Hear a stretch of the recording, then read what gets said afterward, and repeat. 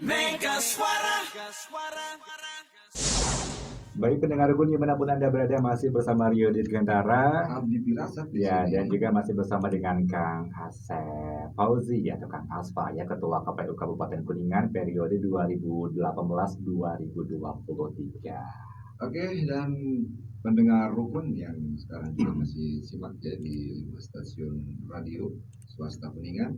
Tadi juga ada seperti yang kontak ke saya, Kenapa? yang lagi di pom bensin juga lagi simak nih kayaknya. Wah, selamat malam buat semuanya, pokoknya para pendengar rukun Selamat dimanapun mengisi Anda berada. bensin.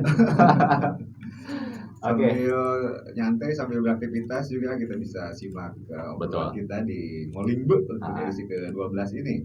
Udah ada beberapa penanya di WhatsApp, cuman nanti kita bakal buka selepas kita ngobrol dulu ya. Kita masih ada beberapa hal yang harus diobrolin untuk pendengar rukun semuanya. Bersiap-siap juga sambil nunggu, mungkin ada yang masih mau pengen melontarkan pertanyaan. Kita undang Anda lewat SMS WA di 0818 117 898. Oke Kang Aspa, Ya. untuk masuk lagi ke tema kita nih. Setelah tadi kita bicara review di Pilkada 2018 yang ternyata punya gambaran yang sama, yaitu wisata politik Iya. yang akan dipertahankan untuk Pilkada ini 2023 ya. Atau mungkin berbeda kan Pilkada 2023 atau 2024 nih, persiapannya apa nih yang lagi disiapin oleh KPU Kuningan nih?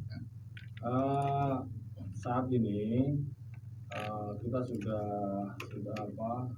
maraton Ya. untuk merumuskan perencanaan dalam rangka mempersiapkan diri menuju tahapan pilkada yang akan datang, yaitu terutama sekali terkait dengan perencanaan anggaran. Oke. Kenapa demikian? Ya, sebab sumber anggaran pelaksanaan pemilihan kepala daerah itu ya masih dibebankan kepada APBD daerah sesuai tingkatannya masing-masing. Kalau Pilbub dan Pilwalkot ya berarti ke Pemkab atau Pemkot kan itu ya. Nah, kalau gubernur berarti ke Pemprov, ya, belum di-cover oleh APBD. Nah, tentu dalam penyelenggaraan pilkada yang akan datang itu membutuhkan sejumlah anggaran ya untuk memenuhi kebutuhan. Betul. Tidak hanya untuk KPU, tapi juga untuk Bawaslu, untuk pihak aparat keamanan dan lain-lain. Nah, sehingga perlu ada kesiapan daerah dalam rangka mengcover kebutuhan anggaran itu. Nah, karena memang jumlahnya tidak sedikit, maka ini salah satu solusinya seperti Pilkada 2018 yang lalu. Nah, pemerintah daerah itu melakukan saving anggaran ya, atau penyusunan dana cadangan lah kira-kira begitu. Nah, karena terkait dana cadangan yang bersumber dari beberapa tahun anggaran, maka harus ada payung hukum berupa peraturan daerah kan gitu ya. Oleh karena itu, meskipun pilkadanya masih beberapa tahun ke depan, tentu harus dipersiapkan dari sekarang. Jadi tahun ini nyimpen, tahun besok nyimpen untuk yang jelas dipastikan paling cepat menyimpan itu mulai tahun anggaran 2021. Karena 2020 kan sudah berjalan kan Iya, betul. Nah, mulai 2021 ya mencadangkan, lalu 2022, lalu 2023 kalau pilkadanya tahun 2024. Nah, bisa jadi hanya sampai 2022 kalau pilkadanya di tahun 2023. Oke. Nah, sementara sekarang juga ada wacana-wacana yang berkembang terkait dengan kapan pilkada akan digelar kan begitu. Nah, ini harus jelas nih biar pendengar rukun betul-betul siap-siap juga gitu ya. Kapan kan gitu? Ya, jadi begini, kalau berdasarkan norma yang sekarang berlaku, yaitu Undang-Undang Nomor 10 tahun 2016, itu dijadwalkan pilkada itu tahun 2024. Kuningan itu termasuk di 2024. 2024 itu serentak nasional, semua kabupaten kota di November 2024. Kebetulan di tahun itu juga ada pemilihan umum serentak. Waduh. Yaitu di bulan April tahun 2024. Nah, sekarang itu terinformasi bahwa para pembuat undang-undang di level pusat, tentu dalam hal ini pemerintah pusat dengan DPR RI, terutama di DPR RI sedang menyusun draft revisi Undang-Undang Nomor 7 Tahun 2017 tentang pemilihan umum. Nah, di draft revisi undang-undang atau RUU pemilu itu salah satunya memperkuat keputusan atau ketentuan di Undang-Undang Nomor 1 Tahun 2015 tentang penetapan Perpu Nomor 1 2014 menjadi undang-undang. Nah, apa itu ketentuannya?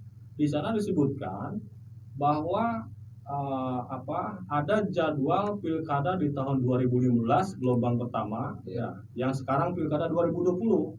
Nah, itu kan yang sekarang pilkada 2020 ada 8 kabupaten kota di Jawa Barat. Itu daerah-daerah yang sebelumnya menggelar pilkada di tahun 2015. Nah, lalu nanti ada pilkada tahun 2022. Nah, yang mana yang 2022? Yaitu daerah yang sebelumnya menggelar pilkada di 2017. Nanti ada lagi tahun depannya, 2023. Nah, termasuk Kuningan. Karena apa?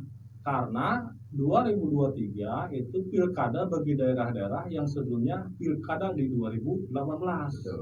Nah, hanya saja memang itu belum secara de jure diundangkan karena memang masih dalam konteks draft rancangan undang-undang atau masih proses revisi terhadap Undang-Undang Nomor 7 2017. Nah, atas dasar opsi-opsi itu KPU Kuningan memandang perlu bahwa meskipun sejauh ini belum dipastikan pilkada 2023, tapi kita harus ancang-ancang dari sekarang.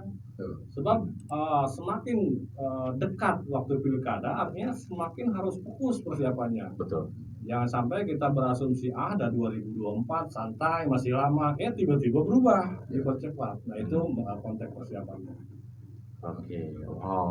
Berarti sudah jelas, jauh-jauh hari sudah dipersiapkan ya, dari mulai anggaran, dari mulai aturan main juga ya. Iya. Nah, karena prosesnya juga panjang ya kalau untuk Prosesnya panjang, termasuk kita mempersiapkan calon-calon penyelenggara di tingkat kecamatan, tingkat desa kelurahan sampai tingkat TPS kan gitu ya. Iya. Kan harus dibangun pemahamannya dari sekarang. Iya, betul. Untuk menarik minat kan gitu ya. Kan kalau kata orang Kutaraja kan Cilacap 12 kan gitu ya. Kalau peminat untuk menjadi PPK, PPSK, PPS itu cenderung menyusut kan bahaya. Lalu siapa nanti akan melaksanakan tahapan di bawah? Iya, betul. Kalau dibikin schedule, Kang Aspa, yang jadi prioritas KPU Kuningan ini masih di tataran apa nih di persiapan nih? Ya, tentu sesuai yang siklus tadi, kita sekarang ada di wilayah pre-election. Ya, jadi lebih ke aspek perencanaan. Misalnya salah satunya tadi perencanaan anggaran. Termasuk juga hari ini tahun ini terhitung sejak masuk tahun anggaran 2020, kita diperintahkan oleh KPU RI berdasarkan amanat Undang-Undang Nomor 7 2017 untuk melaksanakan kegiatan berupa pemutahiran daftar pemilih berkelanjutan. Iya, betul. Nah, jadi pemutahiran daftar pemilih itu tidak serta-merta hanya dilakukan ketika masuk tahapan. Tapi dari sekarang jauh-jauh hari semuanya sudah dilakukan dan itu dilakukan oleh semua daerah yang tidak menggelar pilkada se-Indonesia. Kan sekarang ada yang pilkada, ada yang enggak.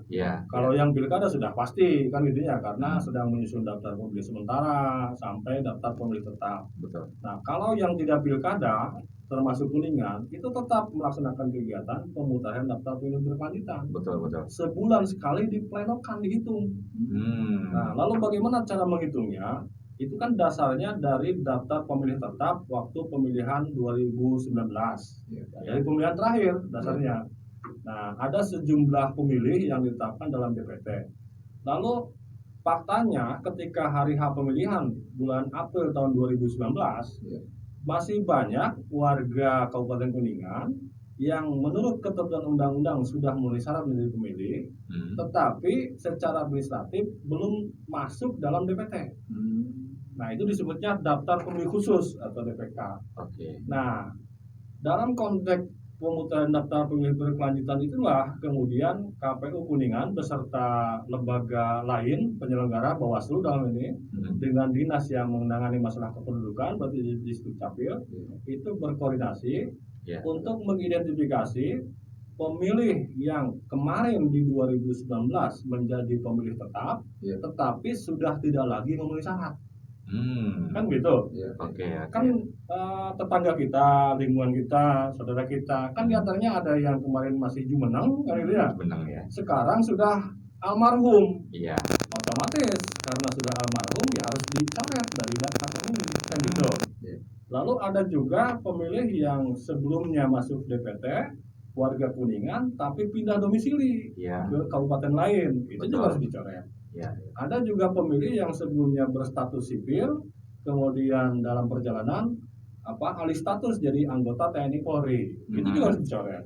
Betul, memang harus diupdate Harus diupdate dari terus. sekarang ya, biar nggak numpuk Iya, kerjaannya. itu Betul. jadi ya yang tadinya memenuhi syarat menjadi tidak memenuhi syarat. Iya, betul. Bisa jadi yang sebelumnya tidak memenuhi syarat sekarang memenuhi syarat jadi masuk. Iya, Nah, betul. ada keluar masuk data. Iya, Nah, betul. itu yang kita lakukan sebulan sekali. Itu juga bagian dari proses tahapan yang ada di pre-election.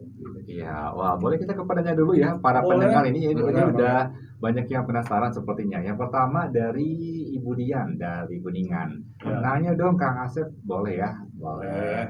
Apakah KPU juga memberikan pendidikan politik untuk warga biar nggak baper katanya? Oh, wah ini bahasa-bahasa milenial ini. Padahal saya hidup di zaman old. Biar nggak baper mungkin biar idolanya kalau misalkan kalah nggak baper gitu ya, seperti itu. Ya, jadi gini, memang ada pembagian wewenang ya. Nah, memang kita lembaga negara KPU itu, cuma ada pembagian wewenang. Sebetulnya wewenang KPU adalah melakukan pendidikan pemilih, kan gitu ya. Sementara yang dimaksud oleh siapa tadi? Ibu Dian. Iya. Ibu Dian itu Pendidikan lebih ke politik. pendidikan politik. Iya. Nah, bedanya apa? Pendidikan politik itu ya itu objeknya adalah seluruh masyarakat tanpa terkecuali, baik itu yang memenuhi syarat menjadi pemilih maupun tidak memenuhi syarat menjadi pemilih, kan itu pendidikan politik. Nah, tujuannya agar ada peningkatan pemahaman tentang apa itu sesungguhnya politik, untuk apa politik, lalu apa output dari pepolitikan, kan gitu ya. Nah, lalu kemudian apa wewenang KPU? Nah, wewenang KPU adalah menggarap kelompok masyarakat yang teridentifikasi ya secara administratif menjadi pemilih, yaitu yang usianya 17 tahun ke atas atau belum 17 tahun tapi sudah pernah menikah atau sudah menikah dan seterusnya. Kapan dilakukan? Ketika sudah memasuki tahapan pemilihan. Oke. Sebab kalau belum ada pemilihan berarti tidak ada pemilih. Iya. Betul nggak? Iya, belum ada datanya juga Belum ya. ada datanya juga, Iya. hanya bakal data saja Iya, yang sekarang kita mutakhirkan. Ah. Ya. Karena belum ada, kenapa belum ada pemilih? Karena belum ada yang dipilih, kan gitu ya. Kalau Betul. sekarang, kan gitu ya. Tetapi ketika ada pemilihan, ada pemilih, ada yang dipilih. Ya. Nah, kewajiban itu adalah pendidikan terhadap pemilih. Mhm. Nah, tentu kita harapkan bahwa kelompok-kelompok masyarakat yang tadi disebut oleh Dian, yang baper segala macam, kita berharap ada terobosan-terobosan bagus dari pemerintahan, kan gitu ya, Iya. baik itu di level pusat, provinsi maupun di level daerah, Mhm. untuk bagaimana mengisi kekosongan waktu sebelum masuk tahapan pemilihan ini dengan menggelar proses pendidikan politik. Iya. Caranya bisa macam-macam, ada pendekatan formal, ada pendekatan informal, ada pendekatan non formal, kan gitu ya, melalui lembaga pemerintahan, melalui lembaga pendidikan, melalui NGO, organisasi dan lain-lain. Ya. Tetapi tentu meskipun KPU wewenangnya hanya pendidikan pemilih, kita juga sedikit-sedikit juga mengisi kekosongan itu untuk mengadakan model-model kegiatan berupa pendidikan politik. Iya. Tapi tetap pada akhirnya kembali ke pribadi yang bersangkutan, mau enggak mendapatkan pendidikan tersebut. Iya. Ya, kalau ada keinginan untuk mendapatkan model pendidikan politik, ya tentu akan dicari. Caranya apa? Membaca. Kan sekarang udah banyak ini, ada Mbah Google kan ini ya. Iya. Kita bisa nyari apa saja di sana urusan politik. Itu juga bagian dari peningkatan pemahaman terkait dengan politik. Saya kira seperti itu. Oke. Tapi menurut Kang Asma sendiri menyangkut tadi pertanyaan Teh Dian, pendidikan politik di Indonesia sudah di level mana, Kang? Mungkin dari orang awam memang betul bahwa ya ini masih ada gontok-gontokan, berarti kan masih wah Belum paham, kurang ini nih, kurang asik lah gitu politiknya Iya. itu. Apakah intervensi KPU juga bisa masuk ke arah sana supaya Iya. mencerdaskan pendidikan Jadi politik? begini ya, kalau bicara personal itu sebetulnya kan harus dilihat dari berbagai hal, berbagai aspek, berbagai perspektif. Nah, kalau dilihat dari sistem kan ini ya, kan kita salah satu negara yang menganut sistem politik demokrasi kan ini ya. Iya. Ya, lalu ada ideologi negara berupa Pancasila, maka konteks demokrasinya adalah demokrasi Pancasila. Nah, kemudian diatur secara rinci dalam peraturan perundang-undangan. Ada undang-undang pemilu, ada undang-undang pilkada, ada undang-undang partai politik, ada undang-undang tentang tata cara menyampaikan pendapat di muka umum, ya macam-macam dan lain-lain. Itu turunan dari undang-undang dasar. Nah, secara konseptual, ya sistem demokrasi di kita melalui penyelenggaraan pemilu dan pilkada sebetulnya sudah bagus. Hanya memang kadang-kadang kita sebagai masyarakatnya juga tidak serta-merta juga menyesuaikan diri dengan sistem ini menjadi sebuah budaya demokrasi yang baik. Ya. Artinya apa?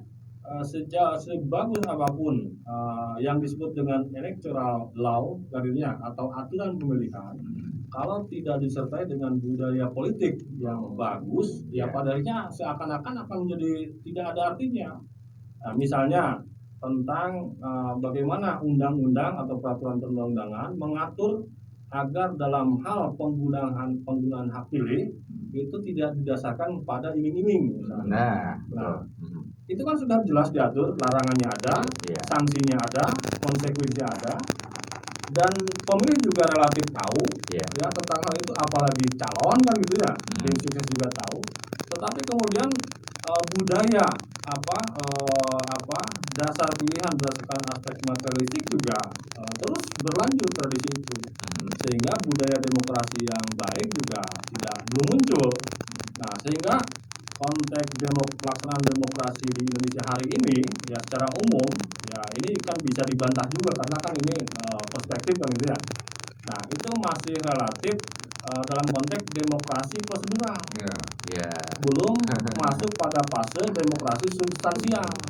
Nah, padahal KPU sangat terbantu sekali ketika pendidikan politik masyarakat sudah bagus kan ya? Jelas sekali, karena apa? KPU adalah pengguna, ya, user dari masyarakat yang alih status menjadi pemilih, kan gitu ya. KPU juga tidak ada artinya apa-apa, pemilihan juga tidak berarti apa-apa kalau tidak ada pemilih. Nah, pemilihan juga menjadi tidak berarti apa-apa kalau kualitas pemilihnya juga kurang memadai kan begitu ya. Betul. Kira-kira begitu. Apalagi Ada lagi yang nanya ini kayaknya seru nih. Kayaknya ini yang nanya anggaran ini kayaknya nih. Wah. Selamat malam, saya Brade Vespa Kuningan. Pengen menanyakan kalau anggaran pilkada itu dari mana, APBD atau APBN? Wah iya. Tadi sudah dijelaskan sebetulnya ya. Jadi anggaran pemilihan kepala daerah itu memang sejauh ini masih diatur bersumber dari APBD. Hanya ini ada penjelasan lanjutan. Paling tidak sampai pilkada yang akan datang itu masih APBD. Nah, ada rumusan ya yang diatur dalam RUU yang sekarang digodok oleh Komisi 2 DPR RI untuk kemudian nanti dieksplor lah. Kira-kira gitu sampai kemudian diparipurnakan sampai kemudian diundangkan. Itu ada ketentuan pemaketan pemilihan. Maksudnya apa? Kan sekarang ada pilkada serentak, ada pemilu serentak. Nah, itu nanti ada combine. Ya, ada proses combine ya dengan grouping istilahnya pemilu nasional dan pemilu daerah.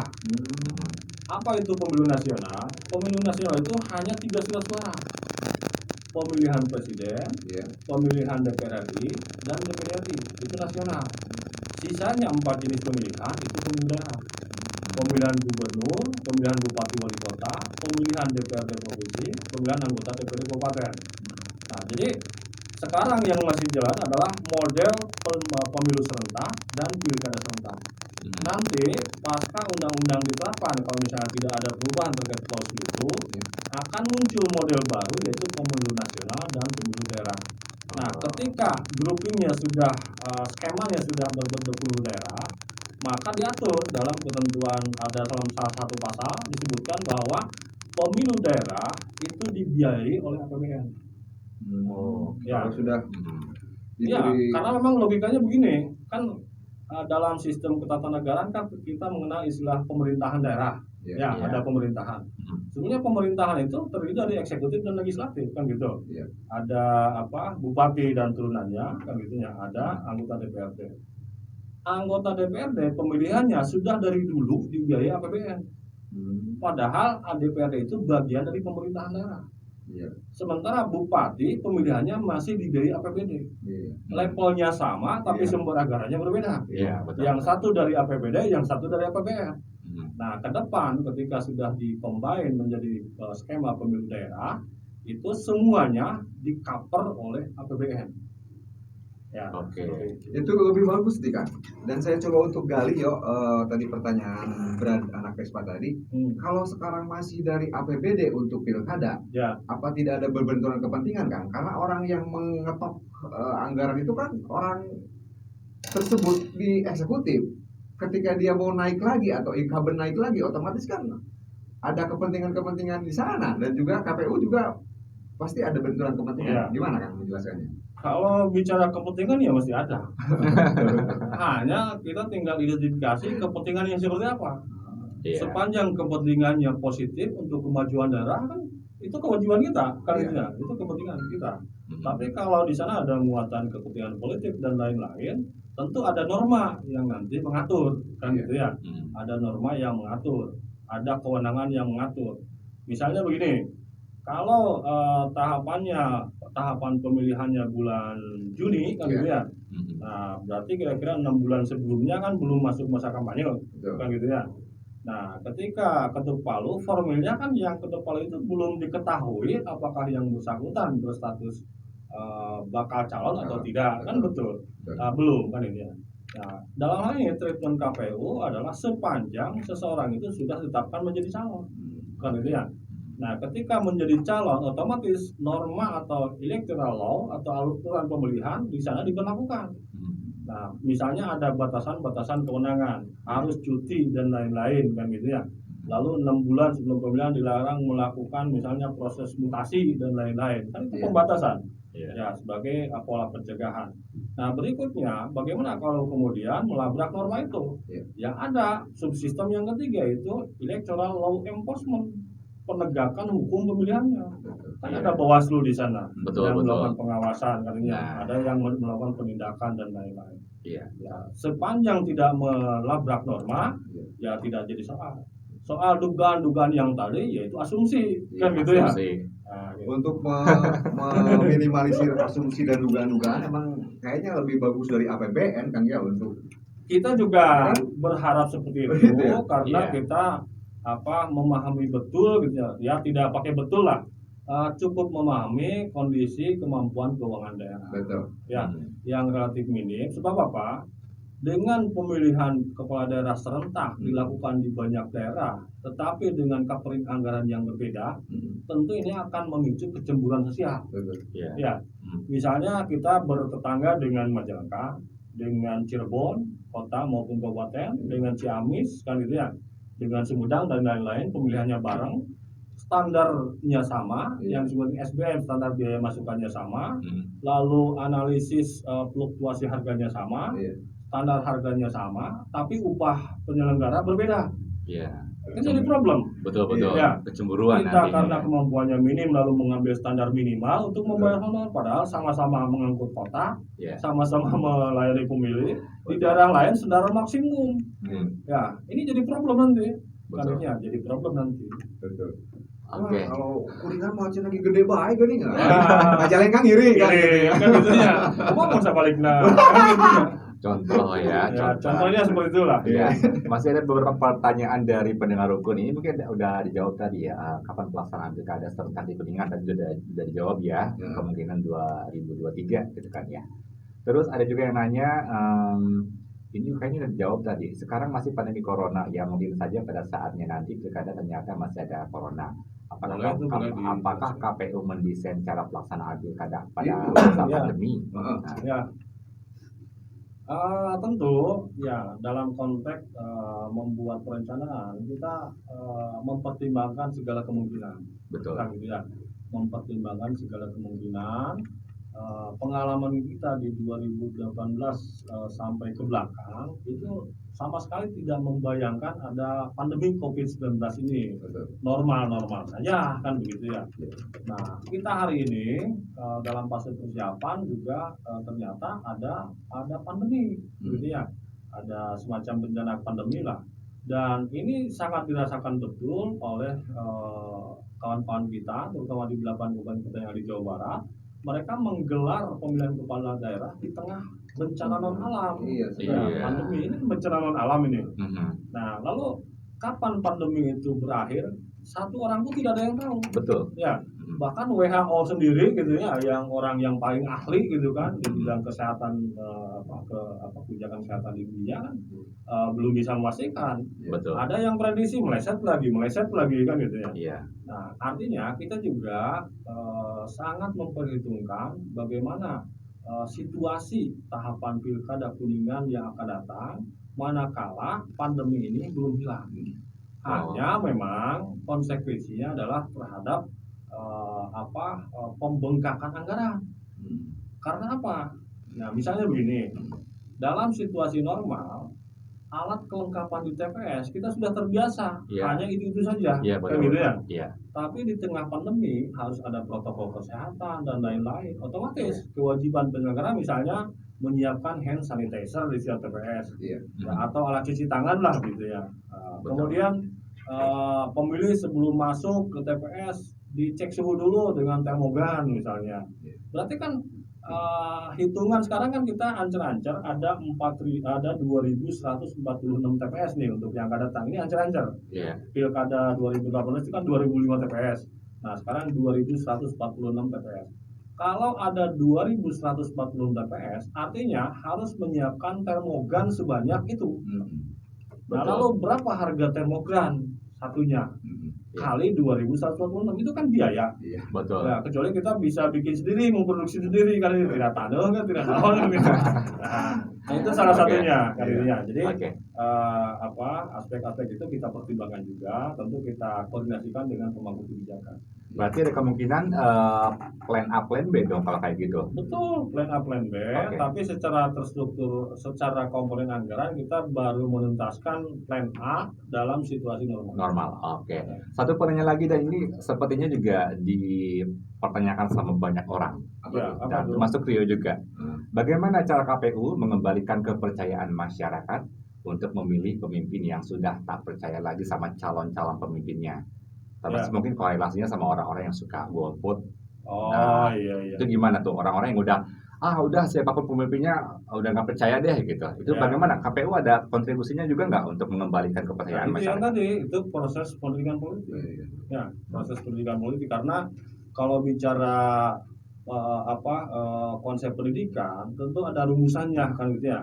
Ada rumusannya. Kalau istilah di sekolah kan ada kurikulumnya, ada SKKD kan, Iya. standar kompetensi dan kompetensi dasar. Nah, rumusan materi yang menjadi wewenang KPU itu pada wilayah pendidikan pemilih. Oke. Nah, ada fase perubahan kognitif, afektif, dan psikomotorik kan gitu ya. Orang yang tidak tahu pilkada awalnya menjadi tahu, orang yang tidak paham pilkada menjadi paham, orang Iya. yang tadinya tidak bisa menggunakan cara memilih, cara menggunakan hak pilih menjadi bisa. Nah, persoalan yang tadi sebetulnya lebih ke bagaimana pemerintahan yang dalam hal ini menjadi objek penilaian masyarakat itu bisa membuat trust atau membangun trust di mata masyarakat bahwa keterpilihannya baik itu di level legislatif maupun eksekutif memang sesuatu yang layak, ya, bukan sesuatu yang sebaliknya kan gitu. Nah, bagaimana dia menjawab tantangan itu, yaitu dengan cara konsekuen terhadap visi misi program yang sudah disusun sejak awal masa kampanye. Konsekuen ya. Ini konsekuen. Nah, Betul. sebetulnya itu bukan wilayah KPU kan Iya, yang memulihkan kepercayaan itu. Betul. Nah, treatment KPU adalah bagaimana menghindari agar pemilih jangan sampai tidak tahu kapan hari pemilihan, Iya, iya. bagaimana cara menggunakan hak pilih, Ya. di mana tempatnya, lalu siapa calonnya yang harus dipilih, kan itu. Betul. Soal visi misi program dan lain-lain tentu itu menjadi domainnya calon. Benar. Lalu setelah terpilih, Ah. ya mereka harus konsekuen. Betul, berarti ketika orang-orang yang terpilih mereka berhasil konsekuen sama visi-misi mereka, itu perlahan-lahan bakal membangkitkan kembali Iya. kepercayaan dari masyarakat ya. Karena begini Om Rio, Hmm. ya, pilkada atau pemilu itu kan mekanisme, ya, mekanisme pergantian pemimpin, Ya. ya, melalui cara-cara yang demokratis. Ya. Tapi di luar itu, pilkada dan pemilu juga bisa menjadi ajang untuk pemberian reward dan punishment Betul. oleh pemilih. Ya, pemilih hari ini, yang mantan pemilih berarti kan, dan calon pemilih nanti, Iya. kan dia memilih Betul. siapa kan dirinya sendiri yang tahu. Iya. Silakan dicek, di cross check, kan dinilai, dievaluasi orang atau pihak yang dia pilih saat ini kinerjanya bagaimana, Oke. kan Oke. gitu. Ah. Kalau kinerjanya bagus berarti sesuai harapan, dikasih reward dengan cara pilih kembali, kan gitu. Iya. Kalau ternyata kinerjanya tidak sesuai harapan, tidak bisa dievaluasi, tidak bisa diperbaiki, ya kasih punishment dengan cara apa? Silakan cari alternatif pilihan yang lain atau dengan cara tidak memilih yang bersangkutan. Iya, Itu betul. pilihan yang paling logis ketimbang mengambil pilihan misalnya menarik mundur dari wilayah demokrasi Iya. dengan cara tidak menggunakan hak politik Hak atau pilihnya. yang disebut dengan golput itu. Iya. Ya. Berarti yang menyediakan calon pemimpin itu sebenarnya bukan KPU. Ya bukan, itu partai politik. politik. Partai politik. Partai Ya. politik. Semoga ada yang mendengarkan ya malam hari ini ya. Dan berarti tapi apakah ada ranah KPU yang bisa masuk ketika rekrutmen calon pemimpin itu betul-betul emang orang yang berakhlak dan berkualitas itu apakah bisa masuk, Pak? Tidak. Tidak ya. Kewenangan KPU hanya melakukan penelitian Oh. terhadap berkas persyaratan yang diserahkan oleh calon. Iya, iya. Tambahin ke syaratnya, Pak, semacam Rincian syaratnya itu adalah amanat undang-undang. udah ada. Siapa yang buat undang-undang? Ya pemerintahan. Ya, Dan dan pemerintah itu ada- pemerintah dan DPR RI. Iya. Isinya orang-orang partai Politik. politik. Oke, Rio penasaran Benar, sama pendengar rukun yang mungkin mau telepon gitu ya. Dari tadi ada beberapa penelpon sepertinya yang mau masuk, mau bertanya, boleh ya. Ya. Sebelum kita nanti ke closing statement buat pendengar rukun dimanapun Anda berada yang malam hari ini mungkin lagi menyimak juga di 5 stasiun radio di Kabupaten Kuningan ya. Untuk pendengar Pos FM, kemudian Taskia FM, Mega Suara, Rasuci dan juga Rasi 5, silakan untuk yang mau bergabung lewat telepon, kita buka season terakhir di 0232 8902 900 ya. 0232 8902 900. Mungkin ke depannya barangkali KPU ada niatan untuk menyediakan tenaga hipnotis untuk menguak tujuan terdalam dari para politisi gitu ya. Itu mungkin nggak sih kayak gitu? Kayaknya Om Rio dulu yang bisa. Karena kan kita nggak bisa mendeteksi niat Ya, terdalamnya gitu ya. Apakah untuk masyarakat atau untuk kepentingan kalau pribadi kita kan? kan melihatnya hal-hal yang sifatnya johir saja. Ya, kalau bahasa Pak Ustaz aja fahum bidawahir. Iya, iya. Jadi Betul-betul.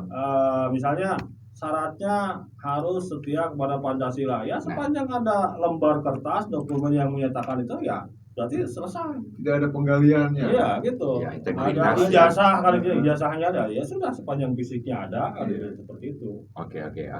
Wow. Oke. Kayaknya mana tadi ya yang mau telepon? Udah, urung niatnya barangkali Dan udah ini, dijelaskan kali ya Yo, jawabannya. Kang Astan juga. Oke. Orang sering terjebak ke bahwa politik itu hanya 5 tahunan atau menjelang pemilu aja, padahal Ya, pendidikan politik itu sebelum itu jauh lebih penting, Pak ya. oh iya. Jadi sebenarnya salah besar kalau kita memahami bahwa konteks politik itu adalah hanya semata-mata pemilu atau pilkada. Iya. Padahal politik itu kan ada juga yang mandang sebagai teori kan ya, atau seni ya, seni untuk menduduki sebuah posisi kan itu ya. Lalu seni mengkomunikasikan sebuah ide dan gagasan kan itu ya, itu kan politik. Iya. Ya, kemudian seni bagaimana kita menyelesaikan suatu perbedaan dalam musyawarah, Iya. itu kan politik kan gitu ya. Jadi banyak hal gitu ya, banyak subsistem yang menjadi bagian dari ruang politik itu. Nah, sementara pemilu dan pilkada itu salah satu cara saja ya untuk mengatur bagaimana sistem politik yang ada di negara kita karena terkait dengan pengisian jabatan di level eksekutif dan level legislatif. Ya, cara untuk mengerti pemilih dengan melakukan pemilihan langsung juga itu bukan satu-satunya cara. Kan gitu ya. Artinya sebenarnya banyak varian atau metode untuk mengganti pemimpin kan gitu ya. Nah, pemilihan langsung adalah salah satunya. Dan diyakini sejauh ini bahwa model pemilihan langsung melalui pilkada dan pemilu itu adalah paling tidak yang paling cocok dan paling ideal kira-kira begitulah yang diberlakukan di negara kita. Karena di beberapa negara juga sampai saat ini kan ada yang masih menggunakan model seperti ini. Misalnya di Inggris kan tidak ada pemilihan presiden, di Iran tidak, di Arab Saudi kan tidak ada, kan gitu ya. Lalu di negara-negara misalnya seperti Korea Utara kan tidak ada, tapi pergantian pemimpin kan ada. Ya, artinya model hari ini yang kita berlakukan memang bukan satu-satunya cara, tapi paling tidak itu dinilai paling cocok lah gitu kan. Oke, boleh satu pertanyaan terakhir dari pendengar rukun ini ya sebelum kita ke closing statement karena kita sudah di penghujung waktu ya. Jadi mungkin ini juga bisa sekaligus juga sebagai closing statement ini. Bagaimana cara KPU untuk menciptakan pemilu damai yang sedamai-damainya biar kejadian-kejadian sebelumnya yang sangat miris nggak terulang kembali. Waduh. Sejauh ini kalau bicara histori kan gitu ya, dari pemilihan ke pemilihan terjadi ke pemilihan itu relatif damai, relatif aman. Kalaupun ada sedikit tegang-tegang ya itu dinamikanya. Tapi paling tidak seperti daerah lain, tidak ada kaca yang pecah, kan gitu ya. Tidak ada yang bakar-bakaran, tidak ada bakar-bakaran, kan paling tidak begitu. Saya kira itu sangat positif untuk dipertahankan karena ini juga bagian dari implementasi yang disebut budaya demokrasi tadi. Betul. Nah, lalu bagaimana yang dilakukan oleh KPU Kuningan? Tentu yang dilakukan KPU Kuningan adalah dengan melakukan pencegahan. Ya, pencegahan, memagari, memproteksi agar potensi-potensi resistensi seperti tadi itu tidak terjadi di Kabupaten Kuningan. Nah, model grand design membuat model pemilihan yang menyenangkan, gitu kan, yang menggembirakan, tidak menegangkan dengan konsep wisata politik. Saya kira itu cara pendekatan KPU agar kontestasi di demokrasi di Kabupaten Kuningan itu betul-betul berlangsung aman, damai, tentu saja demokratis dan berintegritas. Ya, sesuai dengan asas pemilu yaitu luber, jurdil, langsung, umum, bebas, rahasia, jujur dan adil. Nah, ini juga harus menjadi komitmen kita semua. Karena KPU kan hanya mendorong. Ya, siapa yang melakukan itu? Ya tentu tidak hanya KPU, juga teman di Bawaslu juga sebagai penyelenggara, teman di partai politik sebagai pelaku aktor politiknya, lalu masyarakatnya sebagai pemilih, semuanya dalam konteks melaksanakan pemilihan dengan jujur dan adil. Dengan langsung, umum, bebas, rahasia, dengan berintegritas dan bertanggung jawab. Nah, seperti itu. Oke, Kang Amri barangkali closing statement di acara Morning Bull malam hari ini. Saya kalau setuju tadi dengan wisata politik dan akan diteruskan di pilkada berikutnya sebagai grand design dari KPU. Lebih ditambahin lagi, bagusnya gini Pak Kang Aspa. Sebelum ke TPS dipijit dulu, di tempat TPS ada hal-hal yang menyenangkan yang akhirnya emang betul-betul wisata politik gitu. Dan itu emang anggaran yang dibutuhkan harus lebih besar Pak. Ini juga bagian dari model atau cara bagaimana mendorong partisipasi masyarakat. Artinya begini, hal-hal yang beririsan dengan proses pemilihan memang tidak melulu menjadi tanggung jawab KPU. Ya, artinya masyarakat sekitar itu ini kan bicara kearifan lokal kan itu ya, atau lokal wisdom lah kan itu ya. Nah, saya kira menarik menjadi TPS unik misalnya gitu kan.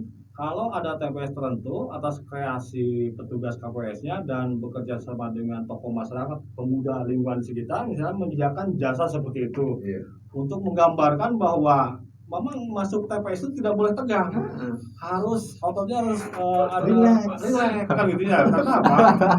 Memilih dalam situasi tegang itu bisa jadi keliru ya kan gitu. Tegang ngeleper kan gitu ya, megang pakut ya kan, akhirnya salah sasaran.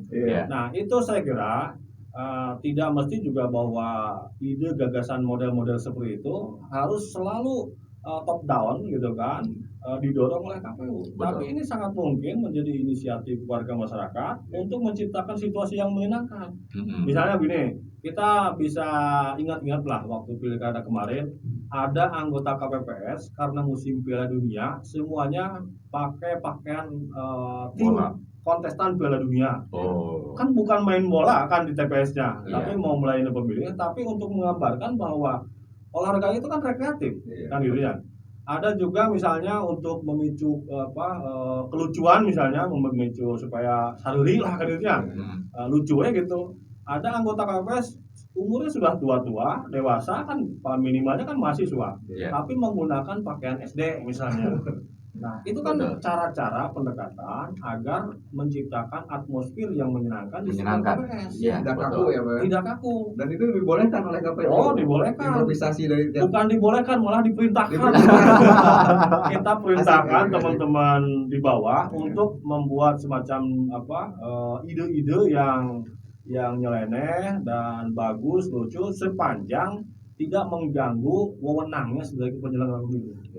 Nah, Oke, mohon maaf ngobrol-ngobrol kita harus terbatas karena waktu Iya. gitu ya. Buat pendengar Rukun terima kasih banyak untuk kalian yang sudah menyimak. Untuk Kang Asep juga terima kasih banyak sudah Sami-sami, hadir di alhamdulillah. studio Rukun ya malam Iya. hari ini. Dan untuk Anda juga pendengar Rukun yang sudah mendengarkan melalui Kosa FM, Taskia FM, Mega Suara FM, Rasu FM dan juga Rasi 5 FM.